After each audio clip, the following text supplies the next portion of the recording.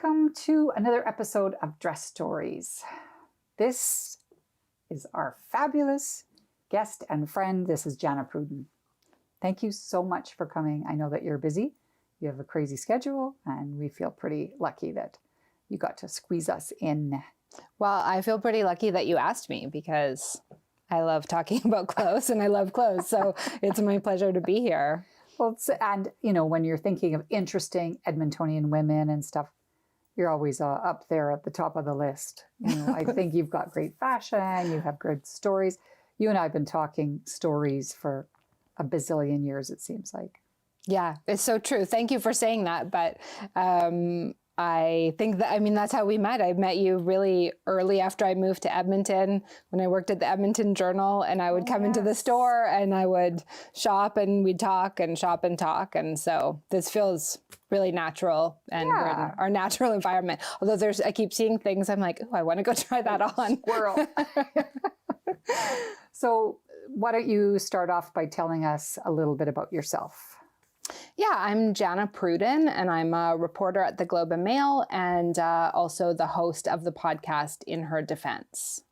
So for anybody, we do have American viewers. So the Globe and Mail would be equivalent to the New Yorker or something, or? Like Canada's New York Times, probably. And I'm a feature writer there and sort of specialize in crime and justice issues. Her podcast, In Her Defense, that's a whole nother topic, a whole nother story. But if you're on Spotify or wherever you can listen to it, it's fantastic. It was a life-changing kind of a, what do you call it, setting precedents. This was a case of defense. Yeah, it's... the term. Yes. Yes. I'm fumbling over my words, but... Yeah, absolutely. Yeah. It's a case of a woman from Alberta who killed her abusive husband. And so it's about her specific case and about this broader issue of the way the justice system treats women and survivors of violence.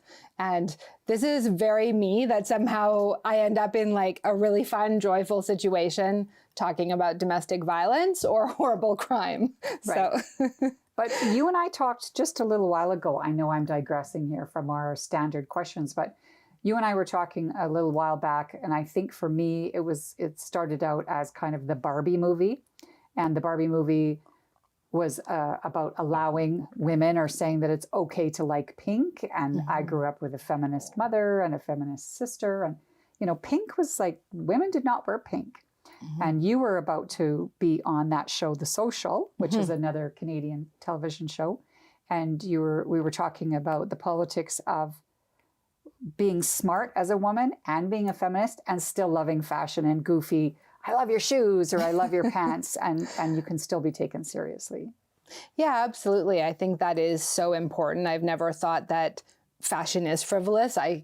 Fashion to me is art, it's self-expression, it's how you present yourself to the world, it's a way you can have a lot of fun in the world. And to me, those are really important things, and they're not at odds with being someone who thinks about issues like domestic violence. Right. And I also think some of these women's spaces, you know, whether it's stores, whether it's the hair salon, these have been places where we can talk about things like, oh, wow, look at that beautiful dress, but also have really serious conversations about the way women are treated in our society or the rights of women. I think those two things actually do go together. They go hand in hand, yeah.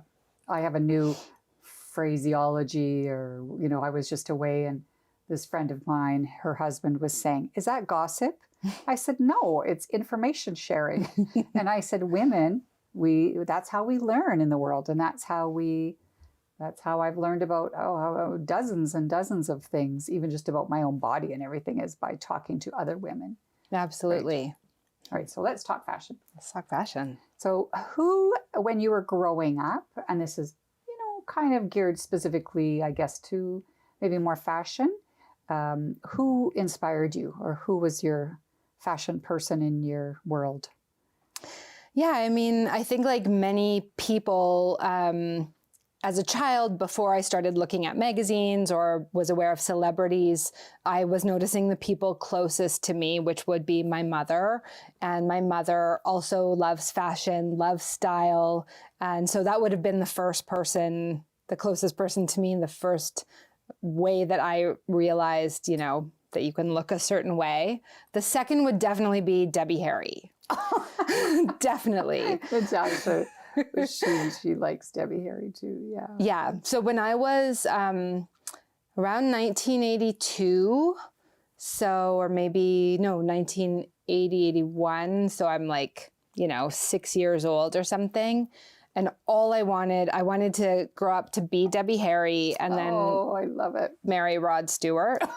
And I remember we had the LP of Parallel Lines and she was wearing that white dress. And I just thought, like, it's the most beautiful woman in the world. But also she was a blonde, which I am not. And so at one point I had my grandma, I'm literally about grade 1 here. My grandma liked to knit and she knit my cousin a little bonnet that had like ringlets on the back. And so she offered that she was going to make me one. And I had her make it yellow so I could pretend I was a blonde. And I would like wear my little knitted wig and a, you know, a nightie and pretend that I was Debbie Harry. So I think love that. those two influences, my mom and Debbie Harry, first of all. Wow. What's your mom's first name again? Pat. Yes. Patricia. Yes. Do you remember first shopping? I remember about shopping. My earliest memories of shopping were actually like crawling under the racks. I loved just sort of a secret world in there and collecting tags off the floor. I like to collect tags. You know, later my mother, actually, she's a nurse. But she would work on Saturdays at her friend Vera's store. And so I remember being at Vera's store a little bit. That's when I was getting older. And my mom and I shopped a lot when I was young, including going thrifting. We were always thrifters. So probably my earliest memories are either being in the racks of some like fancy exotic store like Vera's, so glamorous, or of, thrifting and learning how to find nice clothes in, you know, the Salvation Army or the thrift store. So Vera's, was that in Winnipeg? Winnipeg. Yeah. And Vera's, I think she had a lot of Canadian designers. She had a lot of, was, you know, a true little 80s boutique. And I think my mom's whole paycheck always was just working off the amount of money that she spent at Vera's. And are you an only child? I am, yeah. Okay, that makes sense too. Yeah. I mean, my daughter and I used to say to her that I'd give her $1 for every cashmere sweater she could find. So she was, you know, it was about, you know, she used to say, how can you do that? You know, sort of you hover your hand over the surface and you could just find the thing that, not that I was specifically just looking at cashmere sweaters, but you get a sense once you're an expert at the thrift shops of knowing the good fabric and the good textiles and stuff like that. Yeah, it's funny because sometimes people say, like, they'll compliment me on something and say, oh yeah, I got it at the thrift store, got it at the Sally Ann, and they're like, wow, you have such good luck. I'm like, yes, there is luck, but it also is many, probably thousands of hours of learning to see it in a big rack of garbage. Right. Not garbage, but things that I'm not interested in versus things I am. And we still do that. You know, when my mom comes to visit, we love to go thrifting, go garage sailing.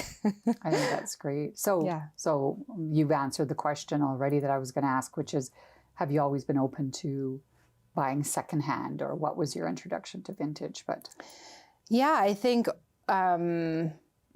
you know, really as I was, when I was really little, I had lots of clothes for dress up. I think my mom was a big dress up person. And, you know, that was the olden days where, we didn't have a TV, never mind computers and anything like that. We didn't have a TV. I was an only child. My parents worked a lot. So I really kept myself busy.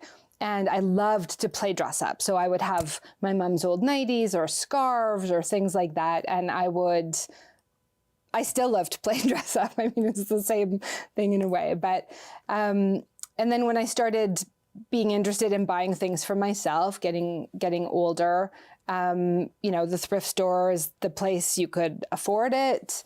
And I think I just always enjoyed that it wasn't all the same. It wasn't just you go to a store and here's 100 of this dress. If you found something, it was really special and really cool. And I, you know, was a kid in the 80s, you know, maybe grade 6, 7, 8 was like the Breakfast Club had come out, and there was a lot of, in popular culture, you could see, oh, that's really cool to wear like army boots and a vintage dress and a, you know, army jacket and a hat. And so those things had to be picked from all kinds of different places. You weren't going to the Bay and buying like army boots and a big hat. That matched. Yeah. So I got used to go to the Army and Navy and go to the Salvation Army and find all these things and put them together. And that's sort of continued in my whole life since. Sometimes I'll buy something new if it's really special and it's, you know, worth it to me, but my wardrobe is very eclectic and comes from all different kinds of places and is very heavily secondhand, vintage, and thrift. Do you have, this just came up the other day, and this, I'm sure that there's been lots of research done on it, and I'm going to read some of the research, but, you know, I think it's interesting how we started out with little wee closets, and now we have, you know, I have a walk-in closet. And I mean, I'm like you, I buy at least 90% of my things are secondhand. Obviously I have a store, so I have it right here at the ready. But even so, when we go to a different city, we first off go find the secondhand stores or the consignment stores. But I'm sure that there's some real socioeconomic and psychological research that's done on why we have the volume of clothes that we have now. Right? Yeah, I think that's really interesting. I do find that there's a difference between people accumulating a lot of fast fashion, which I am opposed to because I don't buy any of that. Yeah, no. We know that fabric waste is huge and that there's real like environmental consequences to that. So I'm not into just having like 100 cheap shirts that are disposable. But on the other hand, I do have things that I bought 10, 20 years ago that I still wear. So I have lots of clothes, but sometimes I'm like, oh, I'm wearing this dress that literally I've had for 20 years. And I find that when you have pieces that you really like, or you have pieces that are timeless, that it is something that you can wear. It's not, you know, out of style, or it looks old, or it looks shabby. That's one thing that I see, is that a lot of clothes that are really disposable, if you wear it once or twice already, it doesn't look good anymore. And right. I think a lot of higher quality clothing, higher quality fabrics, again, whether that's from a secondhand store or that you've bought it new, that those things really do have a very long lifespan. And I think when you feel, you know, there's that idea sometimes, oh, if you haven't worn something for a year, get rid of it. No. I'm totally opposed to that. No, and like, I do have some things that I've worn, you know, I wear them once every 5 years, but the day that I wear them, I love them and it's fun. And I don't think, of all the things that are frivolous in life, I don't think that that's one of them to me. Right. Right. Okay. So who or do you have a favorite designer? Or has it changed? Or, well, it's probably changed, but right now, who's your? Do you know, I don't think I have a favorite designer. And maybe that comes down to always having this more eclectic, like picking things from everywhere. So yeah, I don't think I have a favorite designer. Do you have what you would consider a certain style, or? Yeah, I think like. I mean, style's hard to even. How do you describe style and specific? I think, you know, I'm a little bit Western. I'm from the prairies. I consider myself like pan-prairie. I'm from Winnipeg. I've lived in Saskatchewan. I live in Edmonton. And I definitely like things that have a Western kind of feel to them. Tassels, the jacket I was wearing when I came in has tassels on it. I think the last jacket you bought from here had tassels, the red I one. love a tassel. Yeah. I love cowboy boots. I often wear my cowboy boots. I do have a couple of cowboy hats that I wear. So definitely like goes a little bit Western. I'm not afraid of things that are a little bit like weird or bold. So yeah, I would say like eclectic Western, eclectic power Western. I don't know. Is that a style? It's going to be now. It's going to be. Yeah. Like coastal grandma or grandpa chic or something. Now you've just come up with a whole new genre. Exactly. Yeah. Eclectic power Western. Yes. Perfect. Okay. So if you could sort of do a deep dive into somebody's closet, living or dead, it doesn't even have to be a fashionista, just somebody that you just think, oh man, would I ever like to see what's in their drawers, not their drawers, but their drawers, this kind. Boy, that is a really tough question. I bet yours are amazing. You always have the best jackets. But I'm like jackets and jeans. Yeah, that's my... one of my friend Deborah, who's sort of like my aunt, she's my mom's best friend. And so I grew up with her, and she would be sort of the third person. My earliest influences, my mother and Debbie Harry. And then in the years after that, when we met Deborah and Edward, that definitely Deborah. And if anyone's watching this from Winnipeg, they will 100% know Deborah from Edward Carrier. She just has such an amazing fashion sense. And I do have the privilege that I do when I visit them in Winnipeg. I do get to go see in her closet and see what's in there. But she is someone who I also look at as having this really like timeless, interesting, distinct, elegant style. So I guess that's I'm not so much, I will, like the Oscars were last week, right? Or this week. And I did have it on while I was doing something else. And I like to see what people are wearing and think about it. And I do think I'm disappointed when celebrities just look really classy, because I feel it's your responsibility as a celebrity to wear outrageous things that I can think about. Yeah. But I think in general, and I'll see something like, oh, that looks amazing. That dress looks amazing. I love that. Or alternately, that's very boring. I wish that person had worn something a little more fun. But I'm not really one to pay that much attention to what famous people are wearing. I really do, and I guess that shows in how I answered this question, that I really love how real people dress themselves in real life every day. And I was thinking back to the first dress stories that you did. And, here's this amazing, beautiful woman and what she wears to like Safeway. And that to me truly is fashion. Your stylist can style you and put you on the red carpet and you're going to look a certain way. But that to me is a lot different from the way that fashion is part of your life. And so I think the people whose closets... they're doing it on their own. Yeah, absolutely. And this is just like how I choose to present myself in the world and what I'm choosing to wear. And I think that's much more fun. It's much more organic, and it's much more interesting to me is the closets of real people. So did Deborah's closet, was it everything you thought it would be? Was it? Oh, yes, it always is. And I've known her since I was a kid. So through the years, for instance, when I had like my first job interview and things, sometimes I would borrow things from her to wear. And I, before I entered journalism, was a receptionist at her hair salon.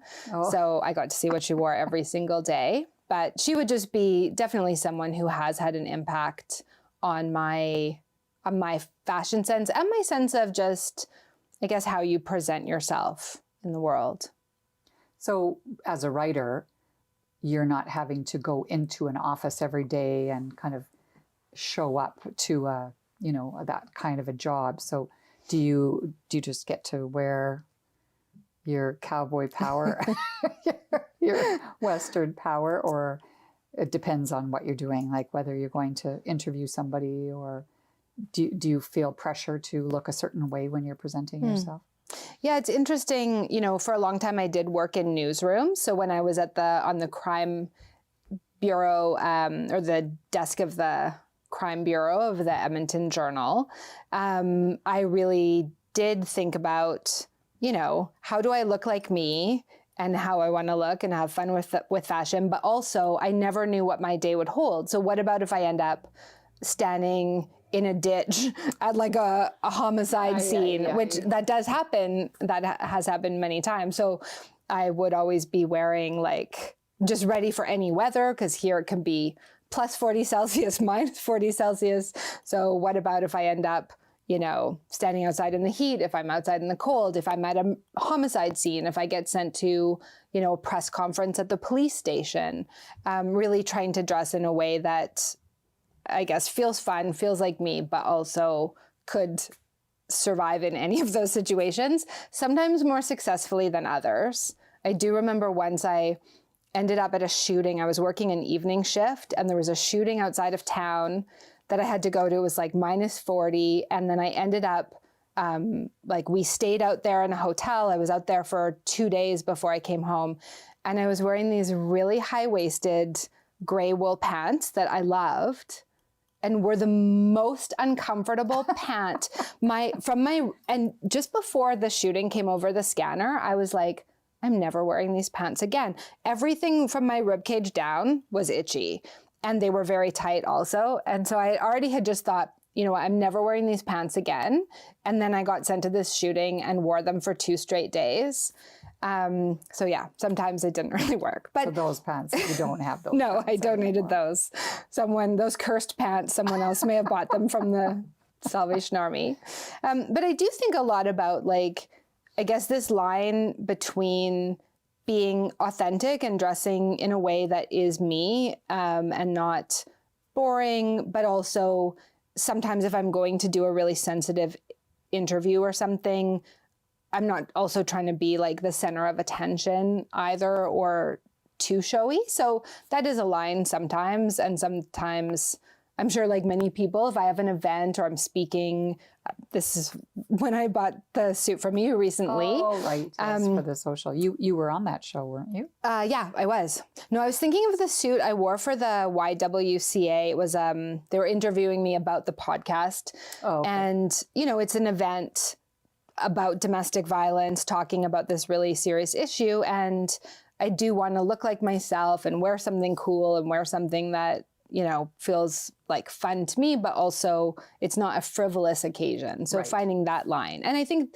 there is this thought out there sometimes that, oh, if you're going to be professional, that means being boring. Or if you're like down to business, then you don't have any style. And I guess that goes back to the beginning of our conversation. I just don't accept that. I think you can be yourself and feel like yourself, which will also make you feel better in that situation. If you feel like I look like how I want to look and how I want to be presenting myself. And the more authentic you come across and the more authentic you're being to yourself, the more people are going to open up to you in a conversation when you're interviewing them or when you're talking to them about.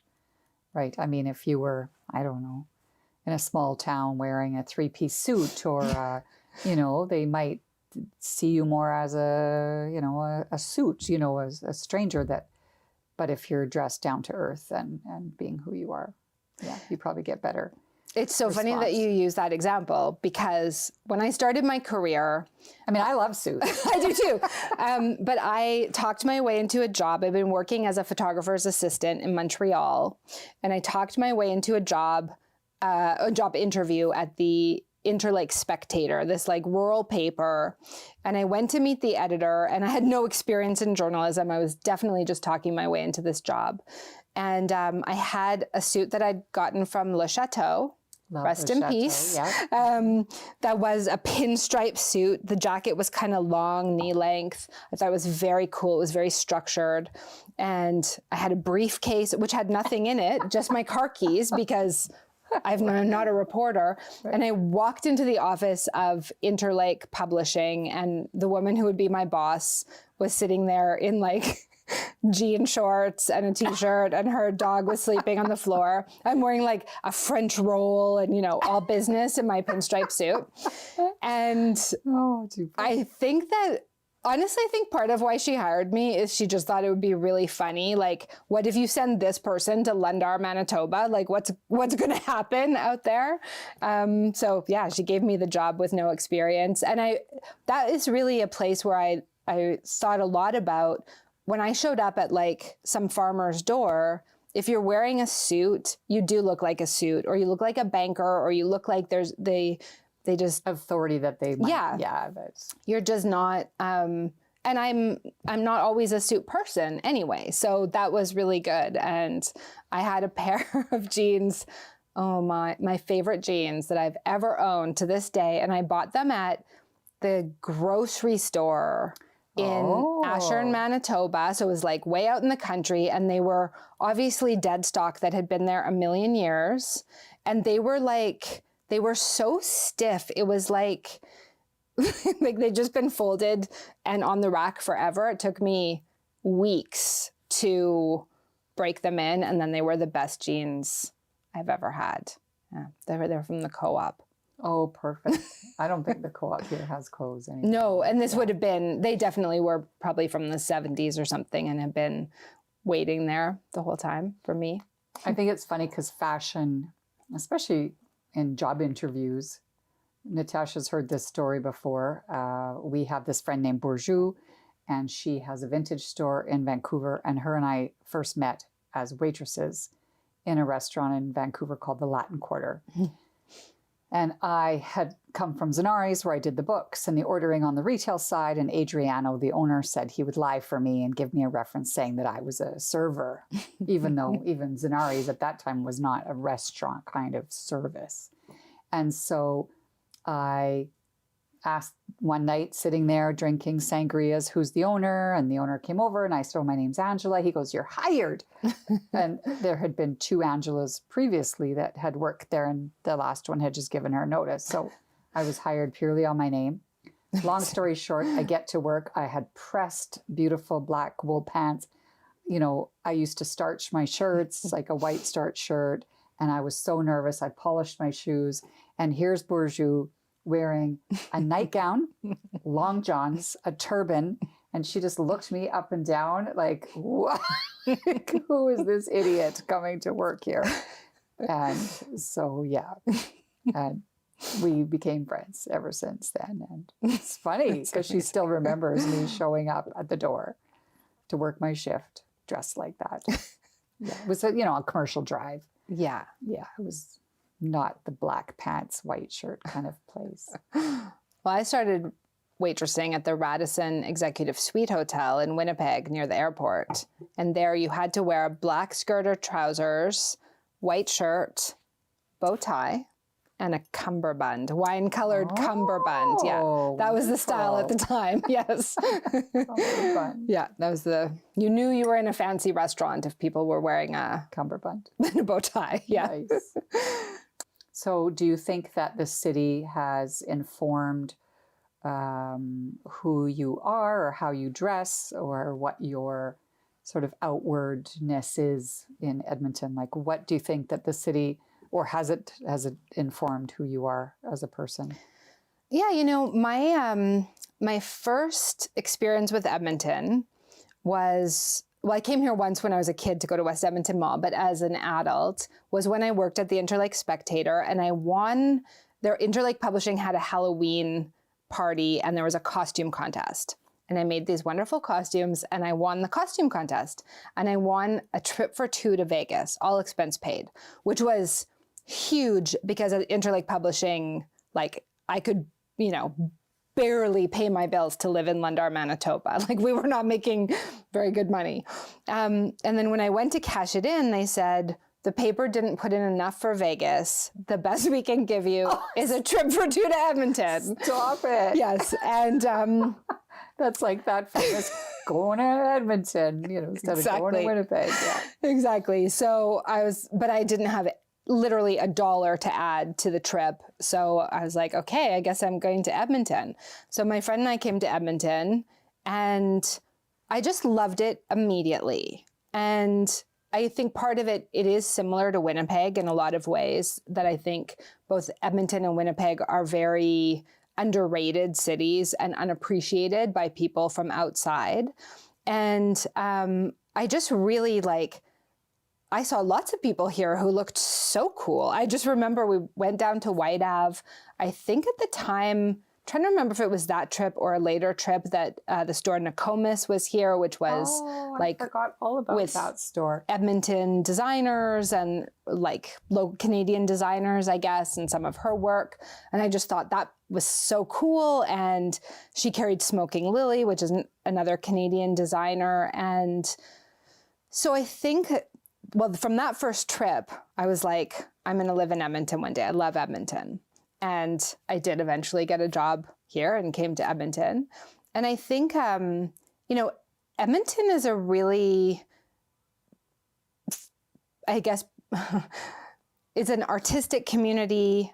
There's a lot of interesting fashion here.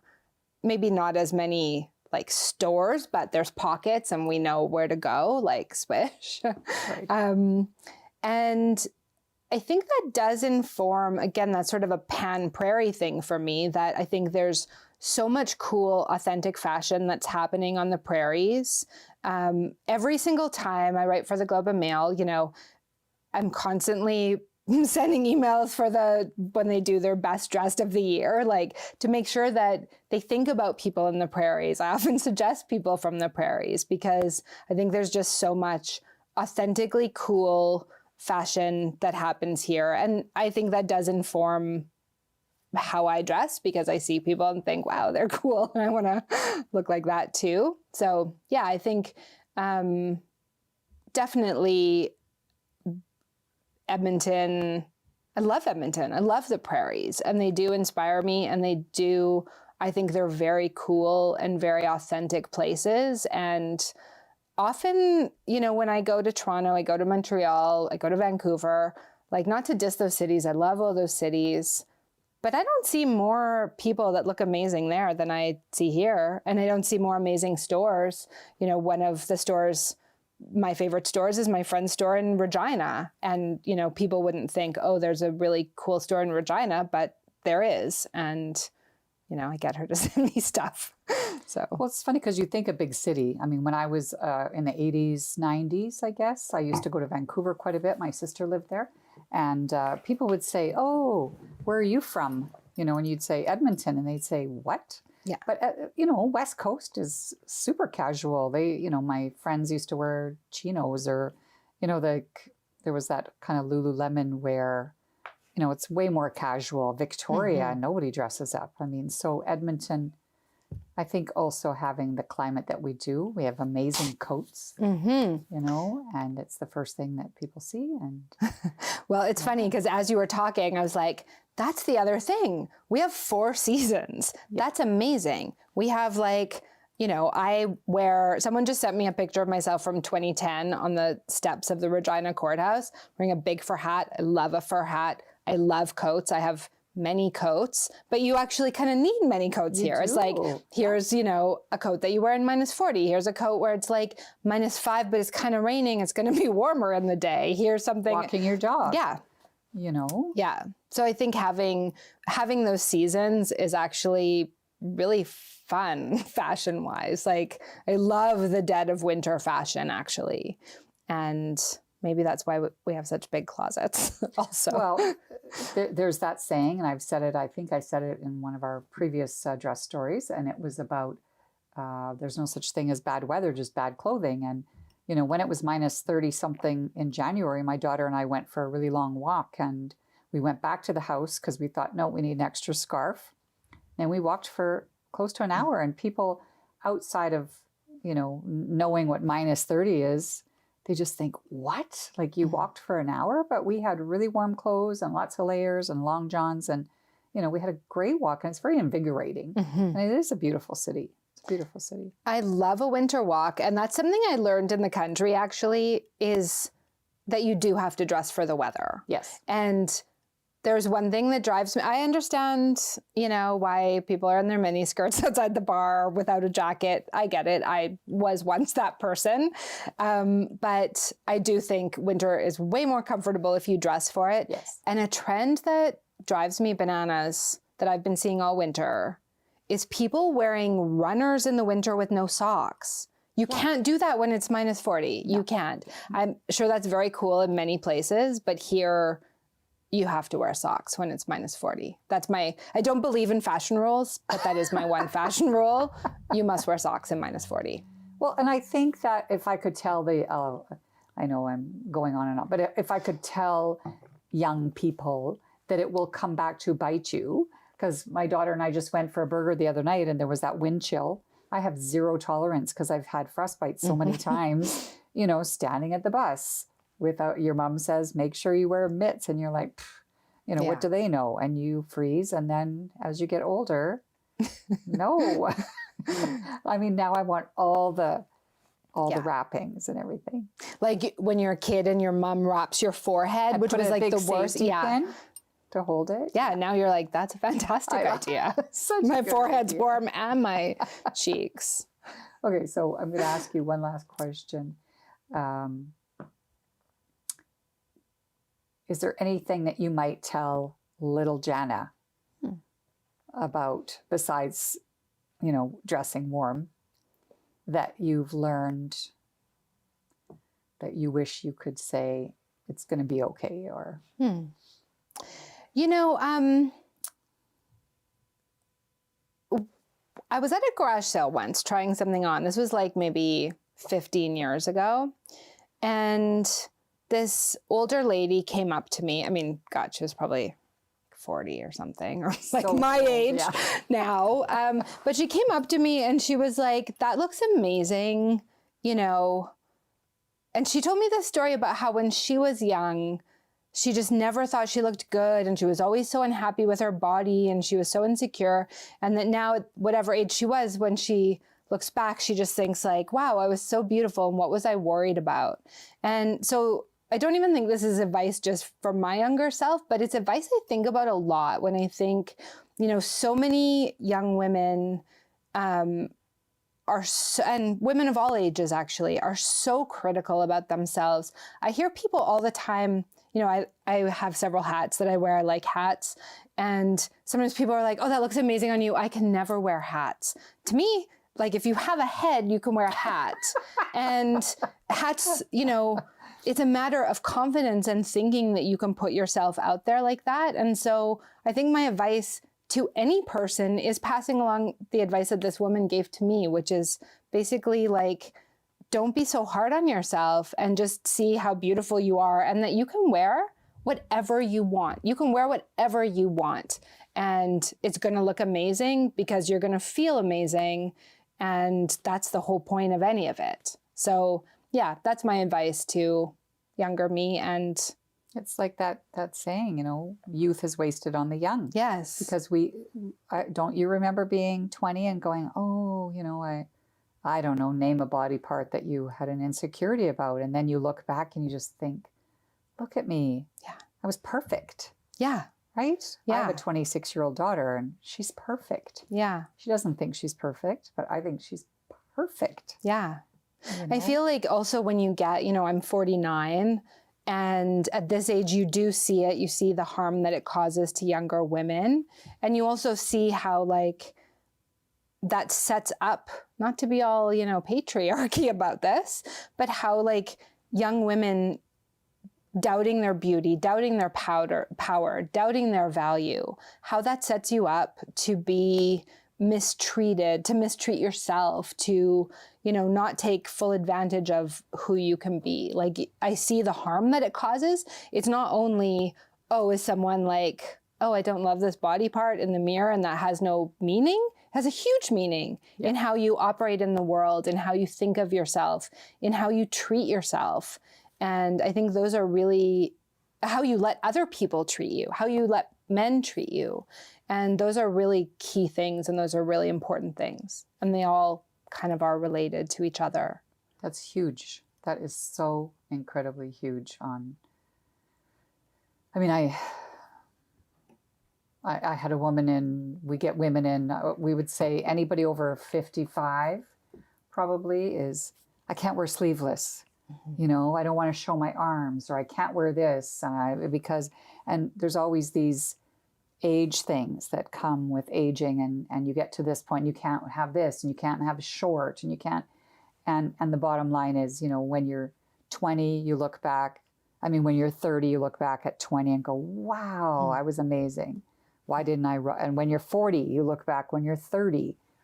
You know, we're always comparing ourselves to others and to different milestones in our lives. And I think what you just said is, yeah, you're putting yourself out there to be, yeah. You know, one other thing I think about is like, I remember someone telling me this, my friend's mom, when I was really young, like teenager. So she was probably about 40 or something and she was telling me that at a certain age, you just become totally invisible to men. It's like, no one sees you. And which is wrong.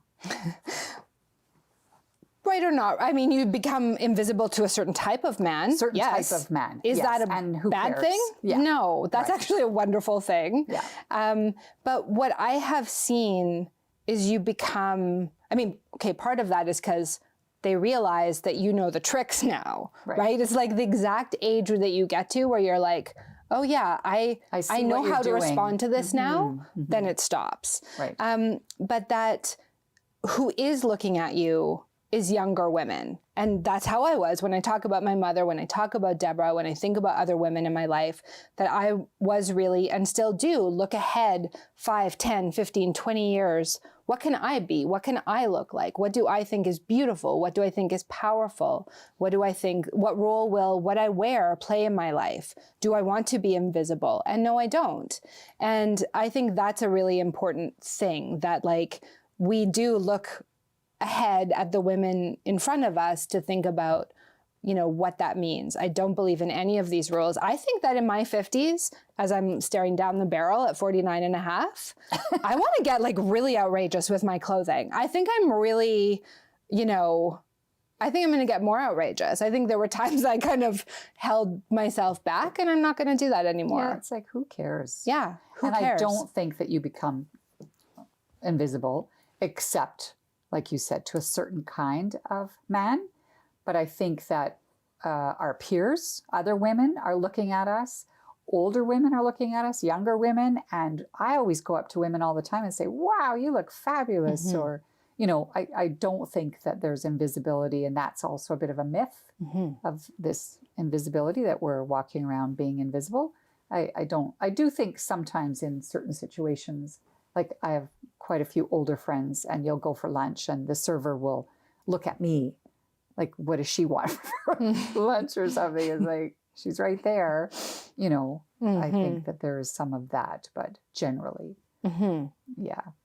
Yeah, I think it's, you know, speaking of like style icons, like Iris Apfel passed away this week. Yeah. And I think, you know, she's a really good example of like, you can live a stylish, interesting, glamorous, unexpected life. And it doesn't matter how old you are. Those are choices that you can make for yourself. And I think that's, you know, up until, I don't even know how old she was. She was 103. 103. Yeah. And you don't have to become invisible if you don't want to. You can do what, literally whatever you want. Invisible person on the planet, a 103-year-old woman. Woohoo. Yeah. On that note. Yeah. Cheers. Yeah, cheers.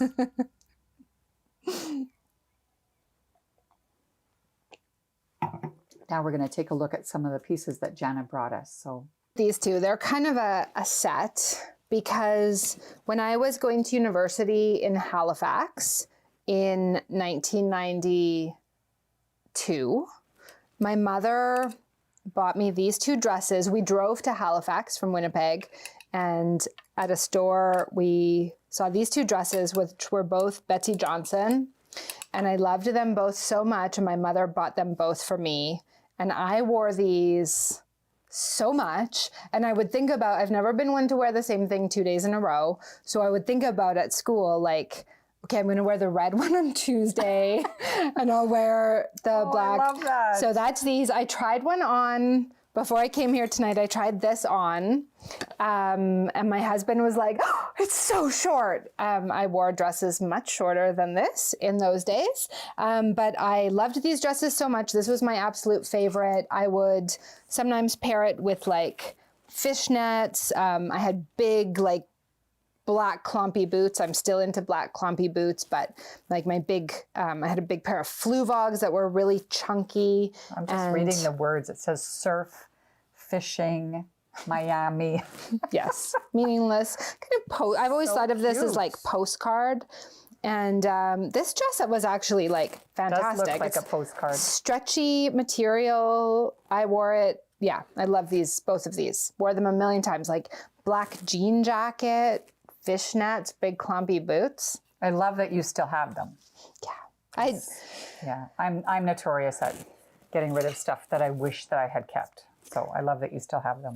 I'm not someone, I don't keep all my clothes. I do go through big purges. I purge lots of things. There's often, if there's young women in my life, I'm like, hey, want to come look through a garbage bag of stuff? And they take things. I also sometimes sell things or like bring them to get money to buy more clothes. But these ones just were, I don't know, something special. And maybe I was saying I'm going to get like wild in my 50s. I mean, it still fits. Maybe I'm going to go back to this dress, you know, it's been a while, but I love it. That's great.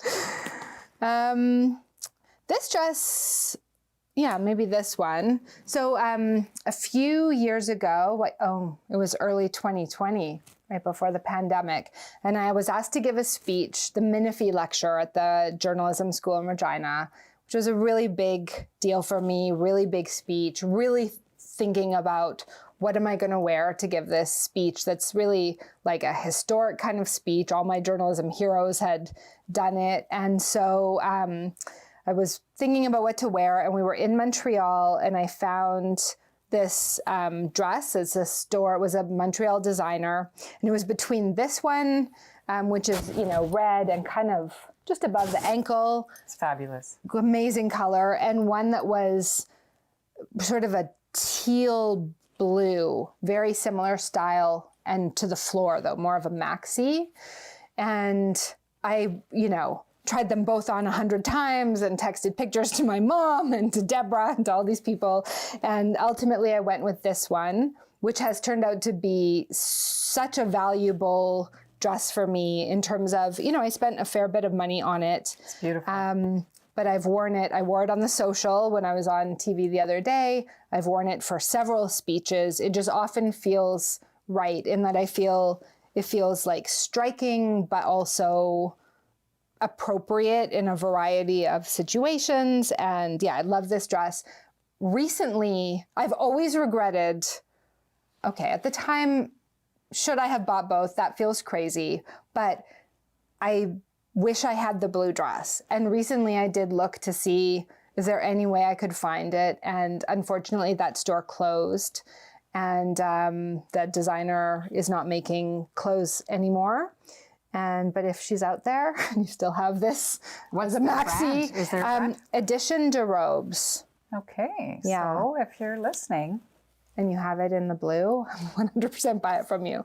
And you know, it's funny how you can like think about a dress like that, right? That it can be so meaningful that it kind of, I don't know, you think about it years later. Yeah.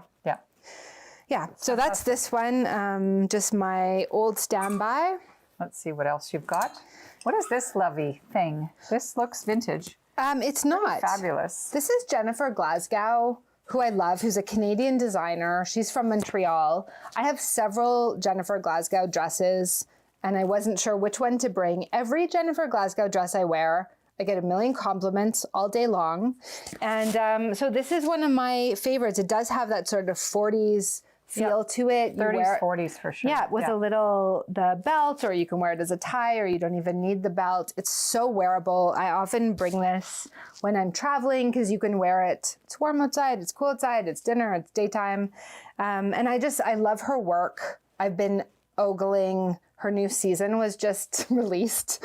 And I just love her work as like a wearable, high quality, authentic dresses that are sewed in Montreal and designed and made in Canada. Beautiful.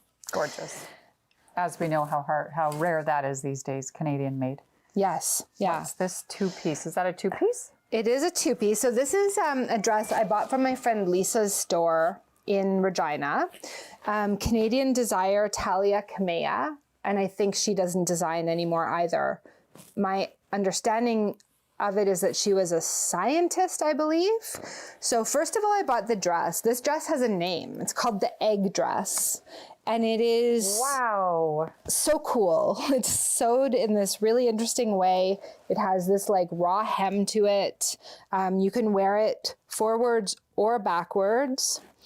And this was like a fair bit of money for me at the time. And again, I'm not talking like $1,000 or something. I think it was, I don't know, $300 or something, but it really was a lot. Absolutely gorgeous. And it has been just such a wonderful dress to wear. And then I ended up buying the jacket to it as well. So it's kind of a tuxedo jackety kind of thing.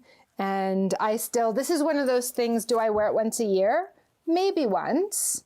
But it's worth keeping in your wardrobe. But it's worth keeping. And when I do wear it, it is really It looks like the other Canadian designer, Sarah Pacini. Oh, yeah. Yeah. Or, you know, those kind of designers that, or it even has sort of a Rick Owens vibe to it. It's very cool. It's beautiful. I think the way like her stitching and everything is so cool. And it's fantastic. Yeah. Yeah, I love it.